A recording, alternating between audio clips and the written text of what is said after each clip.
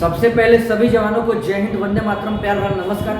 साथियों, मेरा नाम है आनंद और आप देख रहे हैं नेवी पूर एकेडमी। बहुत खुशी की बात है कि भारतीय नौसेना की भर्ती आ गई है और आप सभी लोग मेरे भाई तैयारी में जुट गए हैं। और बहुत सारा डाउट्स होता है आपके मन में कि पढ़ाई कैसे करें, क्या पढ़ें क्या नहीं पढ़ें, ये सब कुछ हम लोग डिस्कस करेंगे।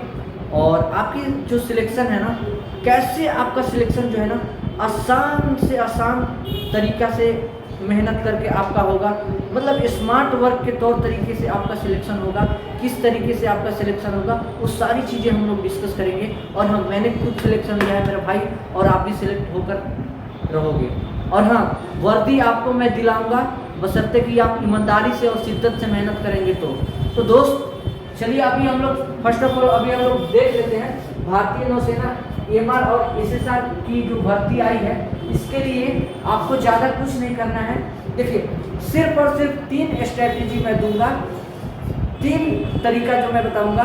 पहले तो ये तरीका है कि देखिए, सबसे पहले आप क्लास को करिए पूरा, मतलब आप अपना क्लास जो है ना एकदम मतलब 100% इसको, मतलब आपका क्लास जो है ना यानी 100% आप जिस भी टीचर से पढ़ रहे हैं उनकी सारी क्लासेस देख लीजिए। कहीं ना कहीं आप उनका जो भी कंटेंट है उनका 100% कंटेंट क्लियर कर लीजिए, अपने माइंड में फिट कर लीजिए कि हाँ पूरा सिलेबस मुझे पता है। और जब सिलेबस आपको पता है तो जैसे जैसे आप पढ़िएगा वैसे वैसे आप खुद से नोट्स बनाइएगा, सेल्फ नोट्स बनाना है।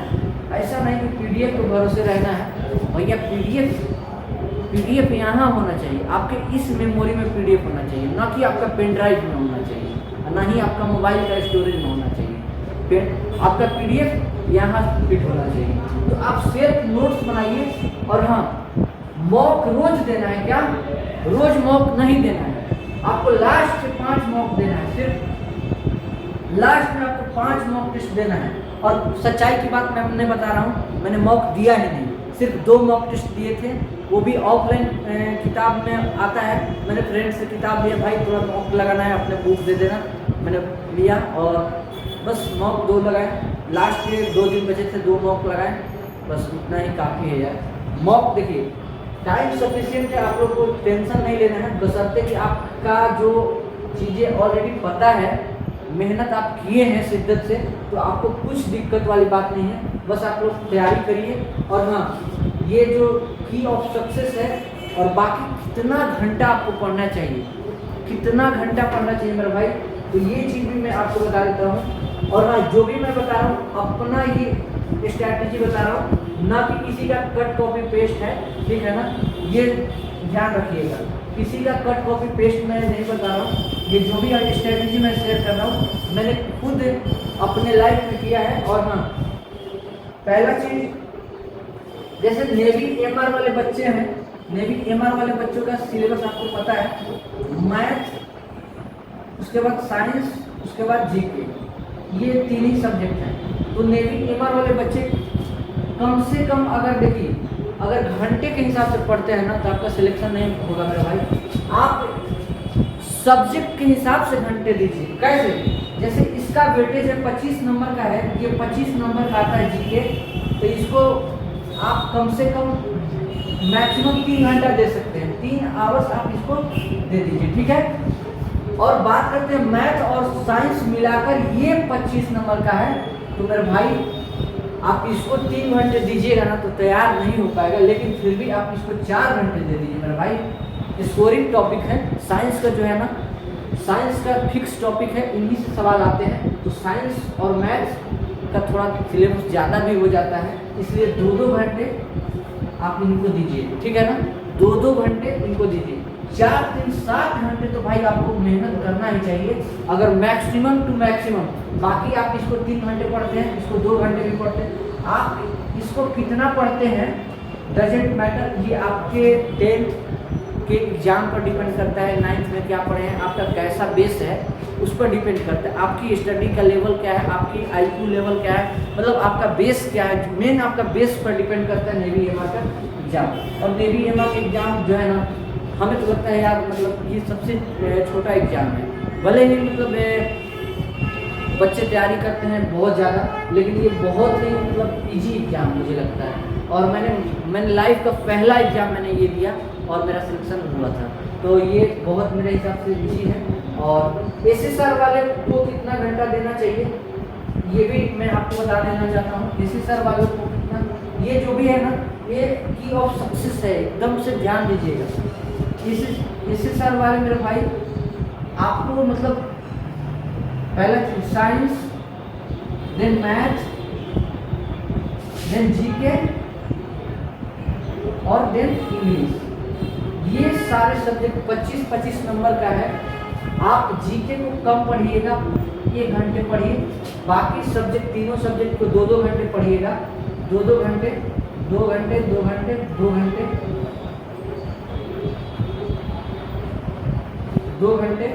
तो कम से कम आपको 7 घंटा एसएसआर को के लिए भी 7 से 8 घंटा पढ़ना है। एसएसआर का जीके में क्या है ना, इसमें रीजनिंग भी पूछा जाता है 5 से 7 नंबर का। वो रीजनिंग फिक्स पैटर्न पर होता है, कोडिंग, डिकोडिंग, ब्लड रिलेशन, फिर से सीरीज से क्वेश्चन, जैसे 1 हो गया, 4 हो गया, 7 हो गया, तो आगे क्या होगा, इस तरीके का सवाल पूछा जाता है। समझ रहे हैं ना। मैक्सिमम अगर बोला जाए ओवरऑल आपको बताया जाए तो मेन 7 से 8 घंटा आपको तैयारी करना है। कितना? आपको 7 से 8 घंटा पढ़ाई करना है मिनिमम। आप कम से कम 4 से 5 घंटा पढ़ाई करेंगे ना, तभी नेवी एमआर या एसएसआर का या आपका कवर होगा, एसएसआर हो या फिर एमआर का हो। और ऐसा कुछ भी नहीं है कि आप फॉर्म भर दीजिए आपका सिलेक्शन हो जाए, ऐसा कुछ नहीं है मेरे दोस्त।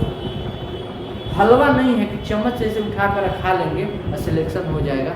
मेरे भाई पसीना पढ़ाने में जितना आता है ना, पढ़ने में तो और पसीना आता है। तो पसीना बहाइए ना दोस्त, क्या दिक्कत है आपको। तो देखिए कम से कम आपको 7 से 8 घंटा मेहनत करिए। और हाँ, ज़्यादा नहीं करना है, सिर्फ 1 महीना तो टाइम है, 1 महीना आप टाइम है, 1 महीना मेहनत करिए। अगला महीना आपका फिजिकल होगा, पीएफटी होगा, देन मेडिकल होगा, देन आपका सिलेक्शन होगा और ज्वाइनिंग होगी। और ज्वाइनिंग के बाद क्या होगा, ज्वाइनिंग के बाद तनख्वाह होगा, वर्दी होगी और क्या, वो तो भूल ही गए मेरे भाई, और आपकी वाली भी होगी। तो समझ गए ना, समझदार हैं बाकी आप।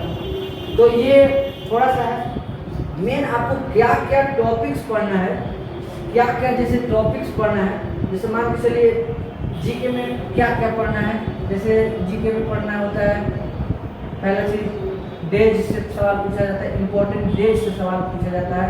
फिर से आपका नेशनल फैक्ट्स से सवाल पूछा जाता है, नेशनल फैक्ट यानी राष्ट्रीय चीज़ों पर चर्चा। जैसे कि हमारा देश का जो तिरंगा झंडा है, उसका जो चक्र होता है अंदर में, उसके अंदर तिलियाँ कितनी होती है, इस तरीके का सवाल। या फिर हमारे तिरंगा झंडा का जो डिजाइन है किसने तैयार किया, राष्ट्रीय जलीय जीव क्या है, गंगा डॉल्फिन, इस तरीके का प्रश्न। यानी नेशनल फैक्ट्स, मतलब कहीं ना कहीं जो भी टॉपिक से सवाल आते हैं ना जीके में, 50-60 टॉपिक मैं लिख कर दूंगा और 50 से 60 टॉपिक मैं लिख कर दूंगा मेरे भाई। एक भी प्रश्न अगर बाहर आ जाएगा ना तो आप बोल देना। और हाँ, इसी तरीके से सारे सब्जेक्ट का आपको टॉपिक्स बता दिया जाएगा, सब कुछ बता दिया जाएगा नेक्स्ट वीडियो में। इस वीडियो को दबाकर शेयर करिए मेरे भाई। एक बार कमेंट पढ़ लेते हैं। जय हिंद गुरु जी, सभी भाइयों को जय हिंद। फिर से लव यू सर, अरे लव यू ऑल मेरे भाई। एक शायरी हो जाए तो मजा। अरे भाई शायरी तो बस कुछ नहीं यार, शायरी के लिए अरे ना बाबू ना सोना बंद करो ये रोना धोना, ना बाबू ना सोना बंद करो ये रोना धोना, और जल्दी से ले लो एक वर्दी और छुड़ा दो अपने पड़ोसियों का पसीना। तो ज़्यादा कुछ नहीं है, महीने दिन की बात है। आप तैयारी करिए और सिलेक्शन ले लीजिए, अपने माँ बाप का सपने को साकार करिए। और आपके अंदर जो कीड़ा है ना कि वाइट सफ़ेद वर्दी पहनने का, वो सपना साकार करिए। और हाँ, एक शिक्षक के रूप में, एक बड़े भाई के रूप में, एक मार्गदर्शक के रूप में मेरा भी छाती चौड़ा होगा जिस दिन आपका सिलेक्शन होगा। चलिए फिर मिलेंगे नेक्स्ट क्लास में। जय हिंद, वंदे मातरम।